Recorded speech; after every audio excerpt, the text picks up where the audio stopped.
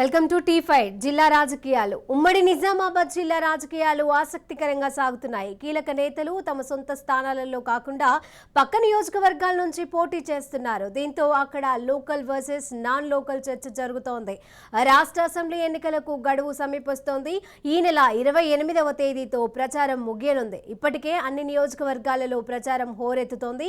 ఇంతవరకు బాగానే ఉన్న ఈసారి ఉమ్మడి నిజామాబాద్ జిల్లాలోని పలు నియోజకవర్గాలలో ఇతర ప్రాంతాల నుంచి వచ్చిన నేతలు పోటీ చేస్తున్నారు. మొన్నటి వరకు ఒక నియోజకవర్గంలో ఉండి తీరా ఎన్నికల సమయంలో తమ అదృష్టాన్ని పరీక్షించుకునేందుకు ఇతర స్థానాల నుంచి పోటీ చేస్తున్నారు. మరి వీరికి ఆ ప్రాంత ప్రజల ఆశీర్వాదం లభిస్తుందా లేక నాన్ లోకల్ అని దూరం పెడతారా అన్నది ఆసక్తికరంగా మారింది.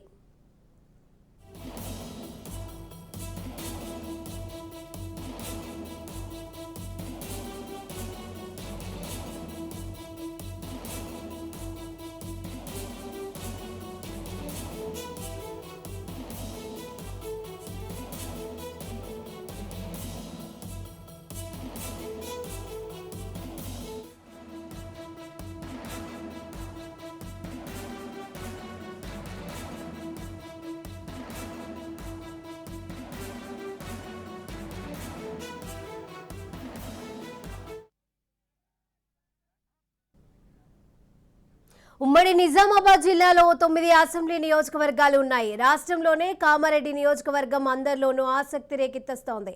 బీఆర్ఎస్ అధినేత సీఎం కేసీఆర్ ఇక్కడి నుంచే పోటీ చేయడమే అందుకు కారణం. కేసీఆర్ కు ప్రత్యర్థిగా కాంగ్రెస్ నుంచి పీసీసీ అధ్యక్షుడు రేవంత్ రెడ్డి బరిలోకి దిగడం ఉత్కంఠ రేపుతోంది. బీజేపీ నుంచి మాజీ జెడ్పీ చైర్మన్ వెంకటరమణారెడ్డితో పాటు పోటీ చేస్తున్నారు. నేరుగా సీఎం బరిలో ఉండడంతో గజ్వేల్ను మించి అభివృద్ధి చెందుతోందని ప్రజలు భావిస్తున్నారు. కాంగ్రెస్ నుంచి పోటీ చేస్తానని షబ్బీర్ అలీ చెప్పినా చివరకు రేవంత్ రెడ్డికి వదిలేయాల్సి వచ్చింది. క్యాడర్ బలంగా ఉండడంతో గెలుపుపై చేయి పార్టీ నమ్మకంతో ఉంది. బీజేపీ అభ్యర్థి వెంకటరమణారెడ్డి సైతం విజయంపై ధీమాగా ఉన్నారు. మాస్టర్ ప్లాన్ పై పోరాటం భూదందాల మీద ఆందోళనలు చేయడం కలిగిస్తోందని భావిస్తున్నారు.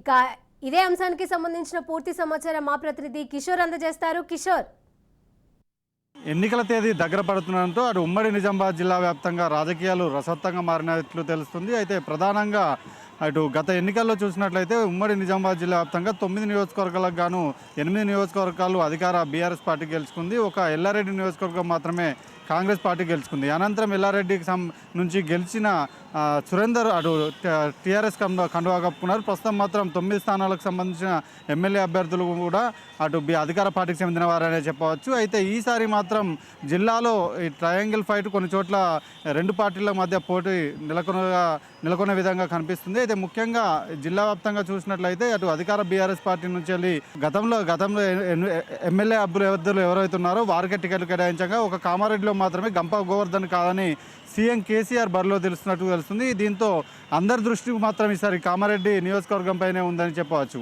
అయితే కామారెడ్డి నియోజకవర్గంలో గతంలో గంప గోవర్ధన్ ఎమ్మెల్యేగా పనిచేశారు. గత 3 సార్లు కూడా ఆయన నియోజకవర్గం నుంచి గెలిచారు. అయితే 3 సార్లు గెలిచినప్పటికీ కూడా జరగకపోవడం, అలాగే పార్టీలో అసంతృప్తవాదులు ఎక్కువ అవడంతో కొంత వ్యతిరేకత ఉంది. ఈ నేపథ్యంలోనే సీఎం కేసీఆర్ అటు కామారెడ్డి నుంచి పోటీ చేస్తున్నట్టు కూడా ప్రకటించారు.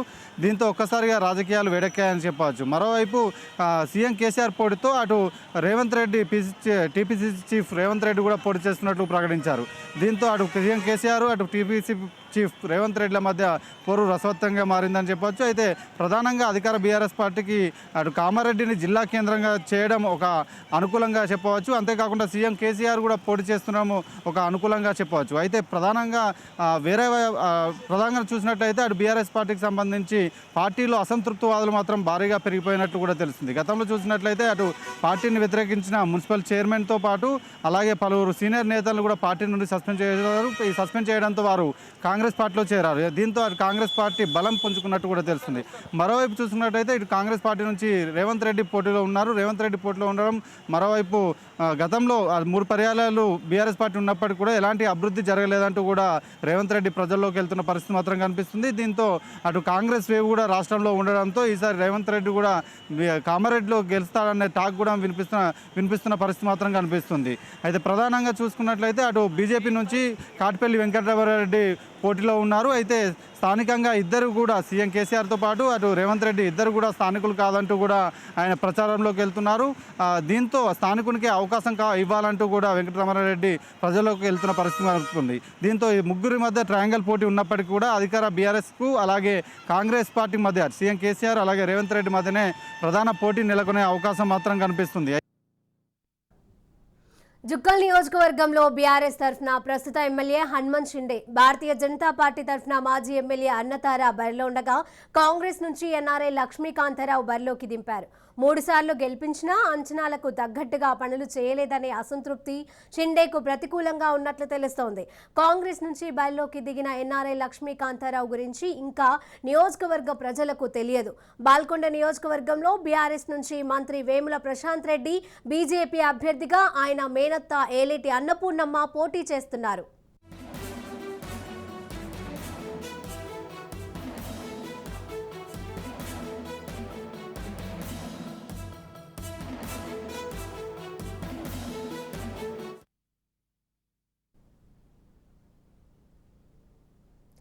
ఇక జుక్కల్కి సంబంధించిన మరింత సమాచారం మా ప్రతినిధి అందజేస్తారు.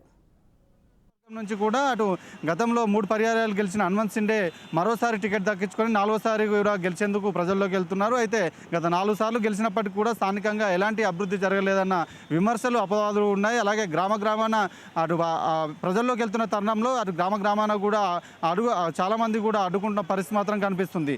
అయితే ప్రధానంగా చూసుకున్నట్లయితే ఎవరు కూడా అటు ఇతర ప్రాంతాల నుంచి చూసుకున్నట్లయితే అటు కాంగ్రెస్ నుండి అటు లక్ష్మీకాంతారావు కొత్త అభ్యర్థి జుక్కల్ నుంచి పోటీలో ఉన్నారు. ఈ నేపథ్యంలో పోటీ రసవత్తంగా మారిందనే చెప్పవచ్చు. గతంలో గంగారం మాజీ ఎమ్మెల్యే కాంగ్రెస్ నుంచి పోటీలో ఉన్నారు. అయితే ఈసారి మాత్రం కొత్త అభ్యర్థికి లక్ష్మీకాంతారావుకు కాంగ్రెస్ అధిష్టానం టికెట్ ఇచ్చినట్టు కూడా తెలుస్తుంది. ఈ నేపథ్యంలో జుక్కల్లో ఎలాంటి అభివృద్ధి జరగలేదు. ముఖ్యంగా రోడ్ల పరిస్థితి అధ్వానంగా ఉంది, మంచినీరు ఇవ్వట్లేదంటూ కూడా అటు కాంగ్రెస్ అభ్యర్థి ప్రజల్లోకి వెళ్తున్నారు.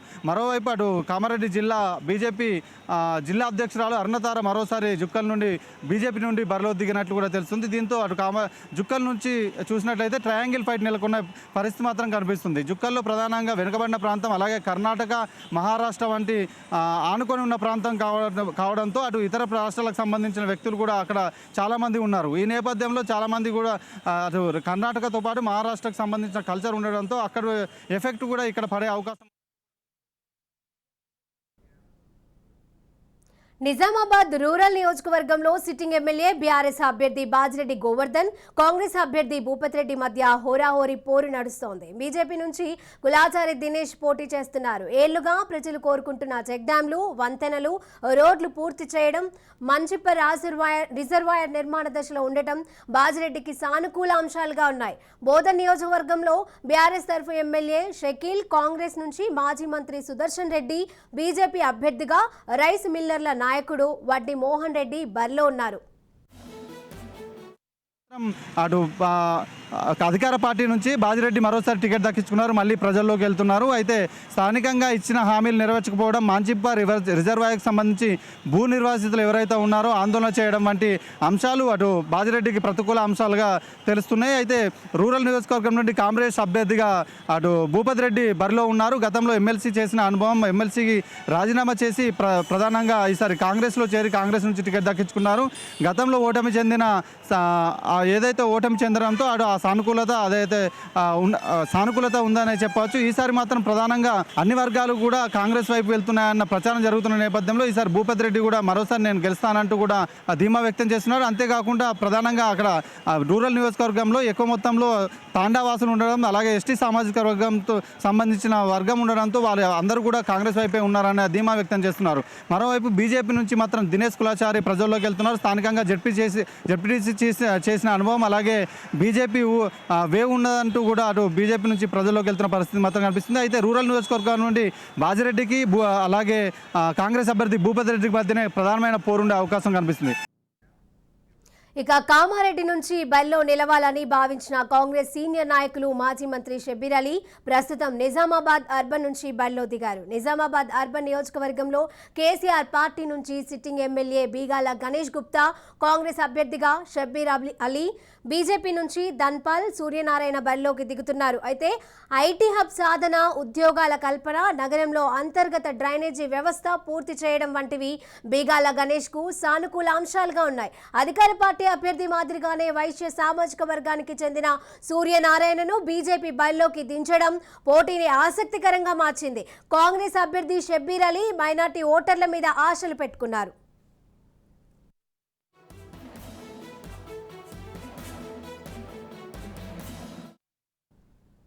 ఇక దీనికి సంబంధించిన పూర్తి అప్డేట్స్ మా ప్రతినిధి అందజేస్తారు.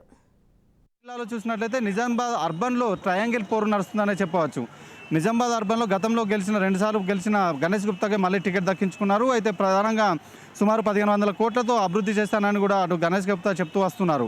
అది ప్రధానంగా రోడ్లు కావచ్చు, మినీ ట్యాంక్ బండ్ కావచ్చు, ఐటీ హబ్ వంటి అంశాలను, అండర్ గ్రౌండ్ డ్రైనేజ్ వంటి అంశాలను తెరపైకి తెస్తూ అభివృద్ధి అంటూ కూడా చూపిస్తూ ప్రజల్లోకి మరోసారి వెళ్తున్నారు. అయితే బీజేపీ పార్టీ నుంచి ధన్పాల్ సూర్యనారాయణ గుప్తా బరిలో ఉన్నట్లు కూడా తెలుస్తుంది. ప్రధానంగా నిజామాబాద్ అర్బన్కి సంబంధించి బీజేపీకి కొంత పట్టుందనే చెప్పచ్చు. గతంలో అర్బన్ బీజేపీ ఏదైతే ఉందో బీజేపీ అర్బన్కి సంబంధించిన స్థానాన్ని గతంలో ఎండల లక్ష్మీనారాయణ కైవసం చేసుకున్న పరిస్థితి. ఈ నేపథ్యంలో బీజేపీ ఊపున్న నేపథ్యంలో బీజేపీ కూడా మరోసారి గెలుస్తాయని కూడా అటు ధన్పాల్ సూర్యనారాయణ గుప్తా ప్రజల్లోకి వెళ్తున్న పరిస్థితి మాత్రం అవుతుంది. అయితే తాజాగా మరోసారి ఇటు షబ్బీర్ అలీ కామారెడ్డి నుంచి గతంలో ఎమ్మెల్సీగా అలాగే ఎమ్మెల్యేగా అలాగే మంత్రిగా పనిచేసిన షబ్బీర్ అలీ నిజామాబాద్ అర్బన్ను కాంగ్రెస్ అభ్యర్థిగా బరిలో ఉండడంతో ఈసారి ట్రయాంగిల్ ఫైట్ నెలకొనే అవకాశం మాత్రం కనిపిస్తుంది. ముఖ్యంగా నిజామాబాద్ అర్బన్లో 1,20,000 మైనార్టీ ఓటు బ్యాంకు ఉంది. మైనార్టీ ఓటు బ్యాంకుకు సంబంధించి సుమారు 80,000కు పైగా పోలయ్యే అవకాశం ఉంది. అయితే మైనార్టీలందరూ కూడా కాంగ్రెస్ వైపే వెళ్తారనే ఊహాగానాలు మాత్రం ఇప్పుడు నిజామాబాద్ అర్బన్లో కొనసాగుతున్నాయి. ఈ నేపథ్యంలో అటు హిందూ ఓటు బ్యాంకు కొల్లగొట్టేందుకు బీజేపీ అలాగే మైనార్టీ ఓటు బ్యాంకును కొల్లగొట్టేందుకు కాంగ్రెస్ కూడా రెండు కూడా అటు ప్రజల్లోకి వెళ్తున్న విస్తృతంగా ప్రచారం చేస్తున్నాయి. మరోవైపు ఇచ్చిన హామీలు నెరవేర్చడంలో మేము ముందుకెళ్లామంటూ కూడా అటు గణేష్ గుప్తా మరోసారి ప్రజల్లోకి వెళ్తున్నారు. దీంతో నిజామాబాద్ అర్బన్లో మాత్రం అటు 3 పార్టీలు ట్రయాంగిల్ ఫైట్ ఉండే అవకాశం మాత్రం కనిపిస్తుంది. ఇక బాన్సువాడ నియోజకవర్గంలో సీనియర్ నేత స్పీకర్ పోచారం శ్రీనివాస్ రెడ్డి బీఆర్ఎస్ తరఫున బరిలో ఉన్నారు. కాంగ్రెస్ నుంచి మాజీ ఎమ్మెల్యే ఏనుగు రవీందర్ రెడ్డి, బీజేపీ నుంచి మాజీ ఎమ్మెల్యే ఎండల లక్ష్మీనారాయణ పోటీ చేస్తున్నారు. వరుస గెలుపులతో పోచారం శ్రీనివాస్ రెడ్డి నియోజకవర్గంపై గట్టి పట్టు సాధించారు. అన్ని గ్రామాలకు అభివృద్ధి, సంక్షేమ కార్యక్రమాలను అందించడం సానుకూల అంశంగా ఉంది. ఇతర నియోజకవర్గాల నుంచి వలస వచ్చిన ఏనుగు రవీందర్ రెడ్డి, ఎండల లక్ష్మీనారాయణ పోచారానికి ఏ మేరకు పోటీ ఇస్తారో చూడాల్సి ఉంది.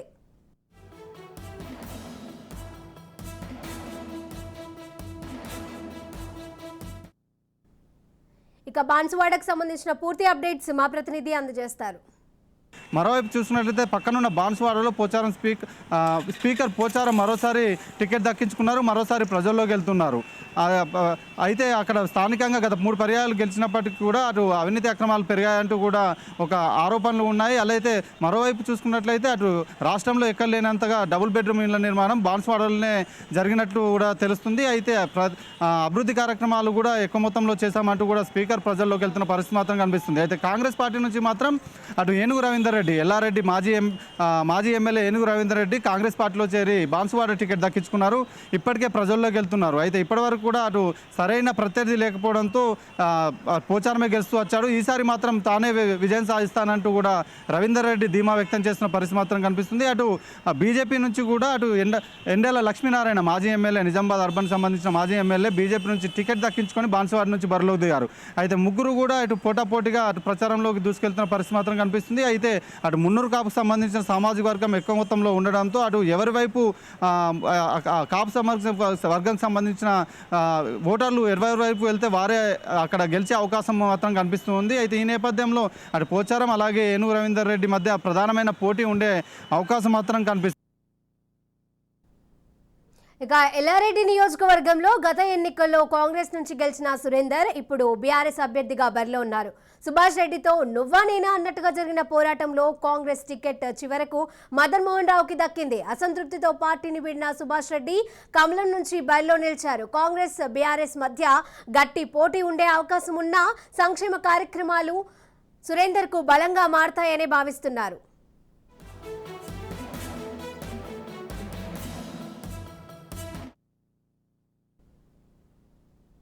ఇక ఎల్లారెడ్డి అప్డేట్స్ కి సంబంధించి మా ప్రతినిధి అందజేస్తారు. అటు పక్కనున్న ఎల్లారెడ్డి నియోజకవర్గం చూసినట్లయితే ఎల్లారెడ్డిలో గతంలో కాంగ్రెస్ నుండి గెలిచి బీఆర్ఎస్కి వెళ్ళిన సురేందర్ ప్రస్తుతం టికెట్ దక్కించుకొని బీఆర్ఎస్ పార్టీ తరఫున ప్రజల్లోకి వెళ్తున్నారు. ఈ నేపథ్యంలో అటు గతంలో 5 సంవత్సరాలుగా ఎలాంటి అభివృద్ధి జరగలేదంటూ కూడా అటు ప్రజలు ప్రతి గ్రామాన కూడా ఎన్నికల ప్రచారంలో సురేందర్ని అడ్డుకున్న పరిస్థితి మాత్రం కనిపిస్తుంది.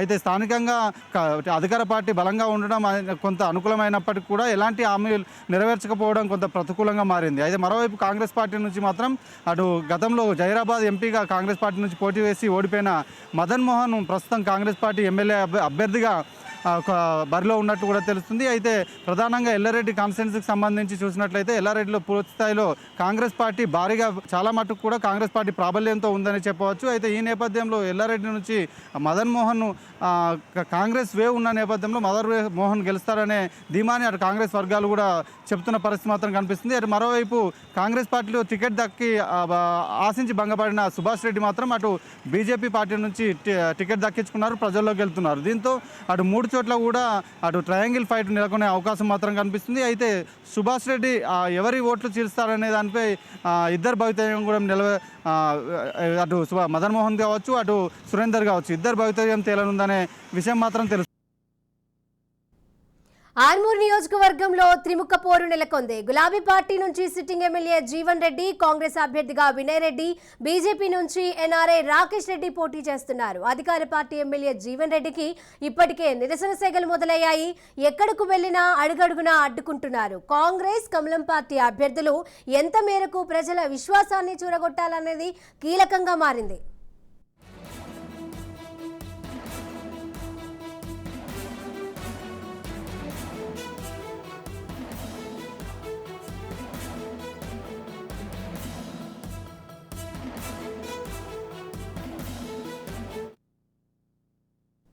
ఇక ఆర్మూర్ కి సంబంధించిన పూర్తి అప్డేట్స్ మా ప్రతినిధి అందజేస్తారు.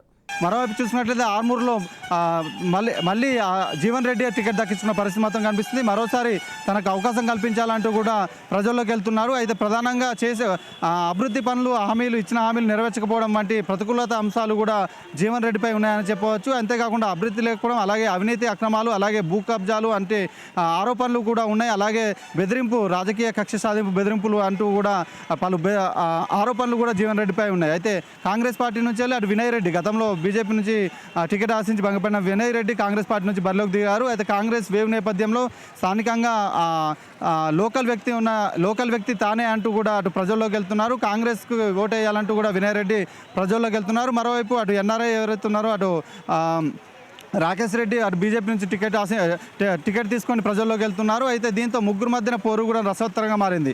అటు కాంగ్రెస్, బీజేపీ అలాగే అధికార పార్టీకి సంబంధించిన ముగ్గురు అభ్యర్థులు కూడా ప్రజల్లోకి వెళ్తున్నారు. అయితే ఈసారి జీవన్ రెడ్డికి కొంత వ్యతిరేకత ఉందని తెలుస్తుంది. అయితే జీవన్ రెడ్డితో పాటు అటు బీఆర్ఎస్ వర్సెస్ కాంగ్రెస్గా పోరు నడిచే అవకాశం మాత్రం అటు ఆర్మూర్లో కనిపిస్తుంది.